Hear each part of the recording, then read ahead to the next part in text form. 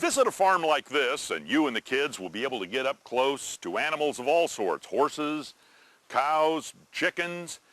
But our Jason Schultz said he found a farm family in Wisconsin raising birds of a much different feather. They don't look too wild, hatching by the hundreds, but you are not looking at domesticated baby chickens. These are baby pheasants hatched at the Mcfarland Pheasant Farm in Janesville, Wisconsin. Bill Mcfarland is a second-generation pheasant farmer. He's in charge of an operation started by his Uncle Kenneth back in 1929. It's been in our family for over 75 years. We are the largest producer of pheasants in the United States. Many don't know much about this agricultural enterprise or that pheasants are even raised on farms. Hunting preserves purchase the birds from Bill, then raise them on their grounds for hunters to track.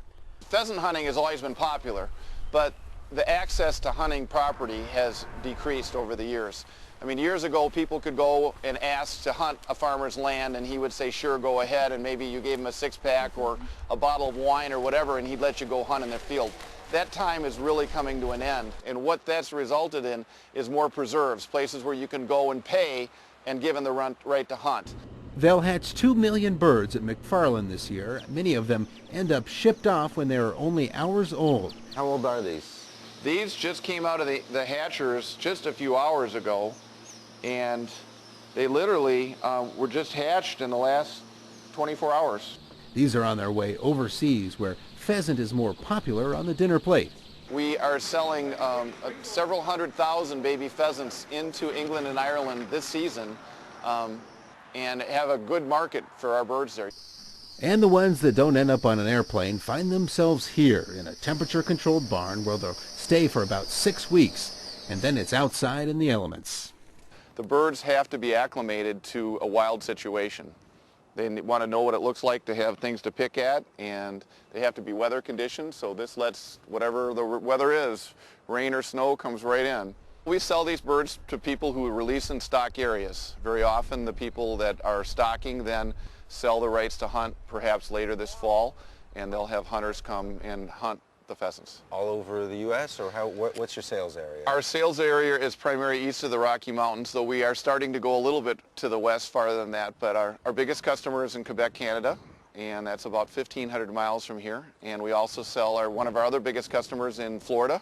So we sell all over, certainly around the area, Wisconsin, Illinois, Minnesota. We sell a lot of birds here too. You do. So, and then on the ground here, the pheasants aren't eating what's on the ground here. This isn't. Oh, they certainly do eat what's on the ground. They do. Oh yeah, they forage with what's on the ground, and they like to eat it. There's a lot of lamb's quarter here, and that is, you know, a noxious weed to most crop farmers.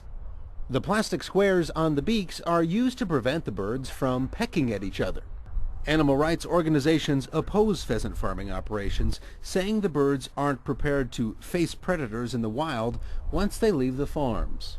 I want to be clear that our birds really matter to us, and the welfare of our birds is very important to us, humane treatment of our birds. So we have a code of conduct for our employees. We know what we want our employees to do, how to handle the birds, and we treat our birds well. We also sell birds for meat, for food production, and that part has really grown in the last 10 years. We also sell through distributors to cruise lines, the pheasants, both smoked and dressed pheasants. At Mcfarland, it's all pheasants all the time. At the small store, guests can find pheasant bratwurst, pheasant breast, smoked pheasant, pheasant chili with beans, and pheasant pie. Pheasant is a very light, textured meat. It's not gamey at all. It's very flavorful. It definitely has its own distinct flavor, and I think people should try it.